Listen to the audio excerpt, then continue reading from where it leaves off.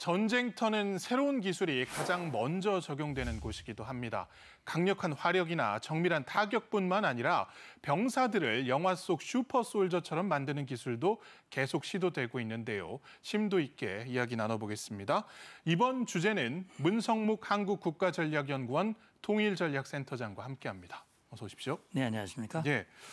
영화로만 만나왔던 슈퍼솔저가 네. 좀 엇비슷하게 좀 가능해지는 세상이 된 것 같습니다. 대표적인 기술이 이제 외골격 로봇 그리고 개인 비행이 가능한 제트팩이라고요. 네. 그러니까 그 마블 영화 아이언맨을 보면 그 주인공이잖아요. 토니 스타크입니까? 첨단 슈트를 개발해서 착용을 해가지고 네. 초인적인 그런 능력을 보이고 있거든요. 자유자재로 비행도 하고 그다음에 뭐 발로 차서 이제 자동차도 넘어뜨리고. 예. 근데 사실은 현실 속에서 그 정도까지 하기는 좀 어려운 건데 말씀하신 대로 이걸 현실화시키는 현실판 아이언맨 슈트가 지금 진행자님께서 말씀하신 대로 이 제트팩하고 외골격 로봇입니다. 예. 이걸 이제 실현하고 있는데 제트팩이라고 하는 것은 개인형 비행 장비 장치죠. 그러니까 동력 아주 작은 소형 동력원을 가지고 추진기를 이용을 해서 사람을 날게 만드는 네. 그게 이제 제트팩이라고 할 수 있다면 예.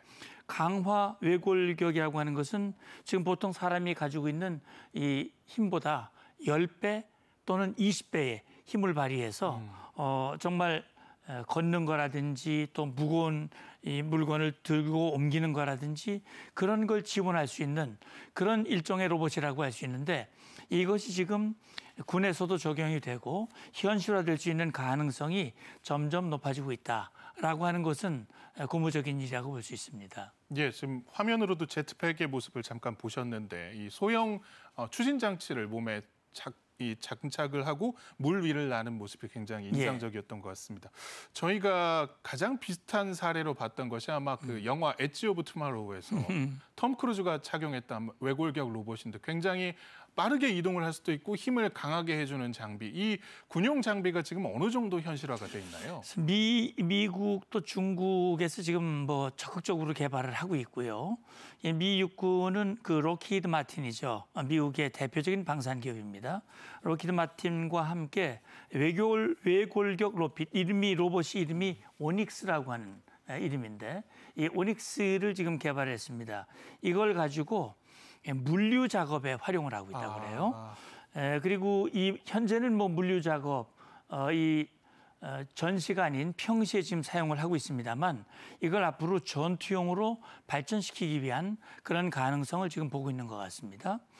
그리고 이제 중국의 인민해방군도요, 이 외골격 로봇을 착용하고 병사가 훈련하는 장면을 공개를 하기도 했어요. 그러니까 이것을 이제 앞으로 전투 현장에서 사용을 하겠다고 하는 것인데 보면은 25kg 상자를 들고 다양한 동작을 시연하는 25kg은 굉장히 무겁거든요. 예. 그걸 하면 아무래도 걷는 거라든지 뛰는 거라든지 제한될 수밖에 없는데 이 외골격 로봇을 착용할 경우에는 이 다양한 동작을 시연할 수 있는 그런 것을 중국 인민해방군이 시도를 하고 있습니다. 그러니까 미국과 중국이 이걸 현실화시키기 위한 그런 움직임을 활발하게 보이고 있다. 이렇게 보시면 될 것 같습니다. 미군이 시험 평가 중이라는 로키드 마틴의 오닉스 어느 정도 수준일지 영상으로 만나보겠습니다.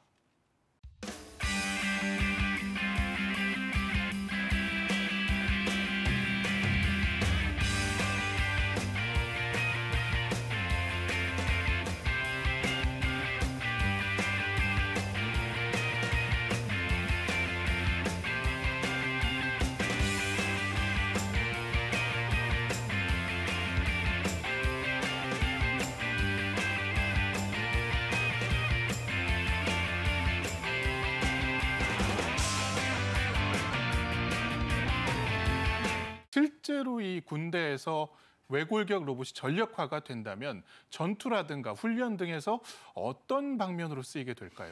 그러니까 이제 지금 굉장히 힘을 필요로 하는 그 병과들이 있어요. 기갑, 그다음에 포병, 공병 이런 거거든요. 이게 이제 기갑 같으면은 이 궤도 무한 궤도가 있지 않습니까? 전차. 근데 그 무한 궤도를 이렇게 교환하고 그런 걸 해야 되거든요. 얼마나 무겁습니까? 포병은 무거운 탄약을 또 장착을 해야 되는 그런 일이 있어요. 그리고 공병 같은 경우는 그 교량을 만든다든지 장애물을 제거한다든지 힘을 필요로 하는 그런 이제 병과들인데, 그러니까 이 무거운 장비를 운반하고 기갑 장비를 수리하고 이럴 때 이제 사용을 할 수가 있는 것이고, 그다음에 중화기, 다시 말하면 그 아까 이제 포병 말씀을 드렸는데 이 사격을 도와주는 장치를 할 수 있는데, 보통 보면 사격 해보셨겠습니다만 사격을 해보면 이게 흔들리는 걸 막아야 되거든요. 이 로봇을 딱 차면 움직이지 않고 정확하게 타격할 수 있는 이런 도움이 되는 것이고, 장거리 행군, 산악 행군 힘들거든요. 만약에 현실화된다면 그 장애물이나 이건 극복하고 이런 산악을 행군할 수 있는데도 체력을 보존할 수 있고, 뭐 그 외에도 방탄, 통신, 디스플레이 이런 것들을 탑재를 해서 전투력을 극대화할 수 있는 그런 기대도 가능할 것 같습니다. 예. 자, 군용이 아니어도 이미 다방면에서 이 웨어러블 로봇이 사용이 되고 있다고요. 예, 그런 것 같습니다.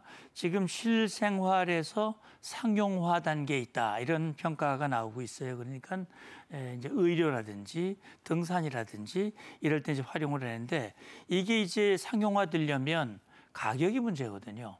가격을 낮춰야 실생활에 적용을 할 수 있는데, 요즘 저가형 웨어러블 로봇이 수백만 원 수준에서 지금 판매가 되고 있답니다. 국내 기업 그 이 로보틱 위로보틱스라고 하는 그 기업에서 국산 로봇 보행 보조 로봇 그 윈S라고 얘기를 합니다. 이 윈S라고 하는 것을 개발했는데 이게 가격이 279만 원이니까 뭐 웬만하면 이 사용이 가능하겠다라는 생각이 드는데, 이게 보니까 4가지 모드가 있다고 합니다. 보행 때 보조할 수도 있고, 운동에도 사용할 수 있고, 등산에도 사용할 수 있고, 여러 가지 보조를 하는데, 예를 들어서 계단 내려오기 어려운 분들 있잖아요.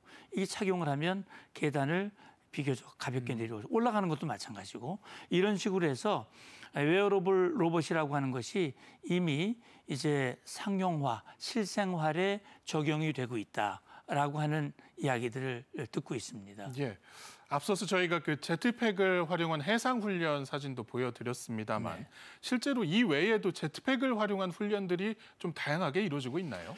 이게 아까 보신 게 이제 2021년 영상이라고 그래요. 그게 이제 영국 왕립 해병대의 해상 훈련 모습이랍니다. 그러니까 한 병사가 제트팩을 착용을 하고 날았지 않습니까?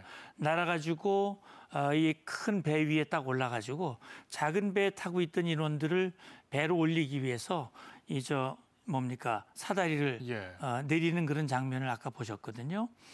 그러니까 영국의 그래비티 인더스트리스라고 하는 그 회사에서 상용화에 가까운 제트팩을 개발했다고 합니다.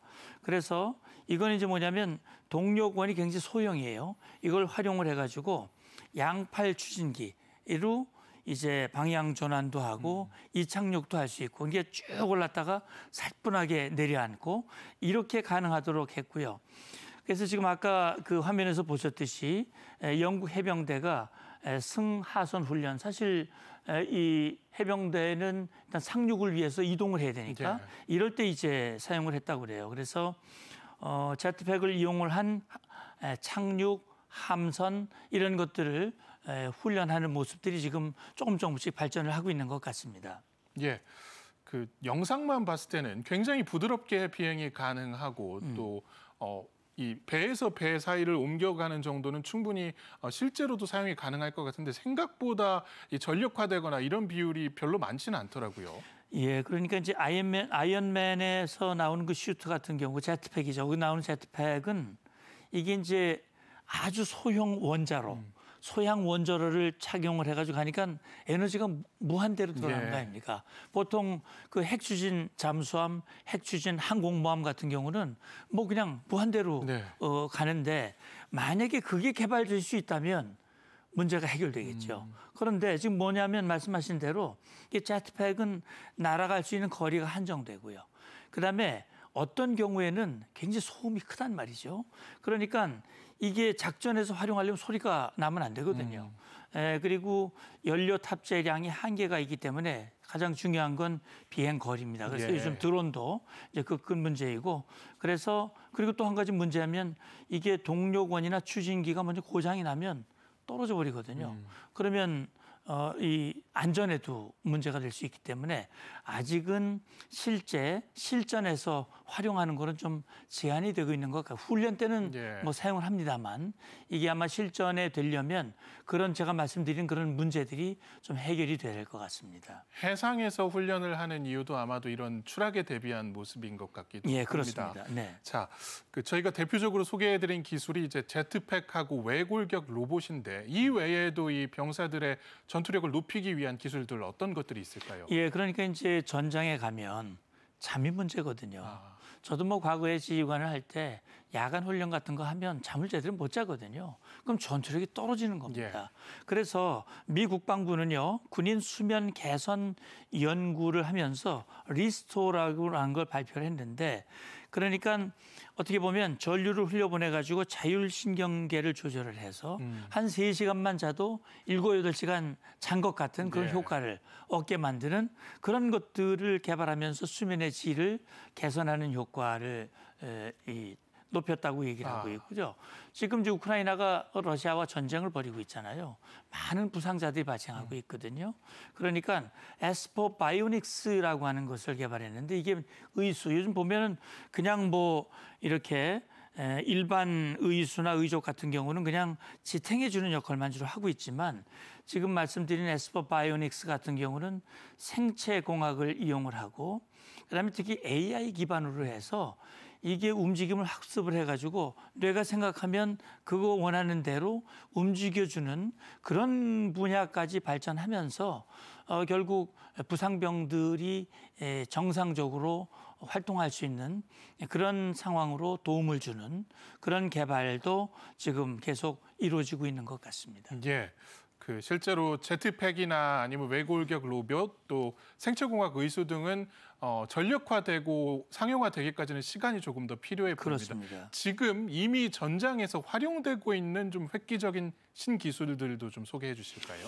그러니까 지금 이제 뭐 현대 전쟁의 대표적인 게 러시아 우크라이나 전쟁이 있었고요. 그다음에 이제 이스라엘 하마스 전쟁도 있었고 최근에 이란 이스라엘 간의 충돌도 있었는데 지금 이제 2024년 2월 24일 날 시작된 러우 전쟁이 지금 4년째 이어지고 있거든요. 여기에 지금 등장한 게 자폭 드론입니다. 이 얼마 전에 그 북한군 병사가 2명이 생포돼 가지고 자기들의 경험을 얘기를 하는데 그 마귀 무인기라는 말도 하거든요. 이게 자폭 드론. 그래서 이 자폭 드론이 보병의 최대의 적입니다. 보병의 생명을 보존할 수가 없는 거기 때문에 이게 보통 보면 이제 전장에 나가면 이 통신도 해야 되니까 귀를 막고 이제 해야 되는 경우도 있고 근데 그 막아버리면 드론이 접근을 판단을 못 해가지고 결국 목숨을 잃는 그런 경우가 있기 때문에 우크라이나라든지 이스라엘은 이 골전도 헤드셋이라고 하는 것을 요즘도 뭐 이 헤드셋이 골전도가 있죠. 이렇게 하는 이걸 보급을 하면서 이 자폭 드론의 접근을 조기에 포착을 해서 생명을 보존하는 대피할 수 있도록 하는 그런 이제 걸 하는데 이게 이제 문제는 뭐냐면 생명을 보존하는 그런 기능을 하긴 하지만 가격이 높답니다. 그러면 아무래도 보편화되기가 어렵겠지요. 그리고 소리를 왜곡하는 그런 부분이 있어서 작은 소리가 잘 안 들리는 그런 문제점도 있다고 그래요. 그래서 그리고 이제 관자놀이 뭐 광대뼈에 소리를 전달하니까 두통, 어지러움증 이런 것들은 또 해결해야 할 그런 과제인 것 같습니다. 예. 저 군 생활할 때 그 야간 사격 해보면 거의 그냥 눈 감고 사격하는 셈이었던 것 같습니다. 맞아요. 표적을 제대로 한 발도 맞추지 못했던 기억인데 최근에는 야간 작전에 야간 투시경이 적극적으로 활용이 되고 있고 병사들 전투력을 아주 높여주는 장비입니다. 지금 우리나라의 야투경 기술은 어느 정도까지 올라와 있나요? 그러니까 지금 이오 시스템이라고 하는 우리 국내 방산 기업이죠. 이게 동굴과 악천후에서도 볼 수 있는 야간 투시경을 개발을 했다고 그럽니다. 이게 이제 랍터 F라고 하는 것인데 미광 증폭 또 열 영상 방식을 융합을 했다고 그래요. 얼마 전에 우리 경비병들이 북한 이저 귀순 네. 그 젊은이들을 포착을 해가지고 안전하게 귀순 유도 작전을 했는데 이것도 사실 어떻게 보면 적외선 야간 투시경의 그 역할이 있었다고 보거든요. 이게 이제 아주 작은 불빛만 있어도 그걸 광폭하고 그다음에 열 영상을 이 융합을 하다 보니까 좀 더 명확하게 물체를 확인할 수 있는 그런 이제 기술이 되는 거고요. 연막탄이라든지 지하 침투 상황에서도 열상이나 이미지를 융합하는 그런 영상을 제공을 한다고 합니다. 이게 어떻게 보면 이 기술력이 미국의 기술력을 뭐 못지않게 기술력이 높다고 그러고요. 이게 이제 고도라든지 방위를 확인할 수 있는 기능도 탑재를 해서 공중 침투 상황에도 적용할 수 있는 그런 기술력이라고 얘기를 합니다. 예. 장비가 아무리 좋아져도 이 장비에 숙달돼 있지 않다면은 활용률이 떨어지고 또 효과가 떨어지게 마련인데요. 네. 우리 병사들의 이 장비 활용률을 높이기 위한 훈련장도 개선을 할 계획이라고요. 그럼요. 지금 우리 육군은 몇 년 전부터 아미 타이거라고 하는 것을 이제 적용을 해가지고 워리어 플랫폼을 개발을 하고 있습니다. 근데 말씀하신 대로 이게 아무리 장비가 좋아도 이 장병들이 훈련이 안 되면 안 되거든요. 그렇기 때문에 AI, 드론 이런 첨단 기술을 활용한 미래 전장에 대비를 해서 미래 작전 개념, 다시 말하면 아미 타이거를 구현할 수 있는 그런 훈련장을 지금 만들려고 하고 있습니다. 네. 그래서 아마 육군이 훈련장 종합 발전 계획에 대한 연구 영역에 착수를 했다고 합니다. 그러니까 지금 이제 유무인 복합 체계를 개발하고 있거든요. 그래서 이 드론이라든지 또 이 네 발로 걷는 로봇이라든지 예. 이런 것들과 합동 작전을 하거든요. 그리고 아까 말씀드렸듯이 자폭 드론이라든지 아주 소형 드론 이런 대드론 훈련에 적합한 그런 설계를 한 훈련장에서 실전에 부합된 또 새로 개발되는 이런 새로운 무기 장비 워리어 플랫폼을 착용을 하고 적응할 수 있는 그런 훈련장을 지금 육군도 개발을 착수했다고 합니다.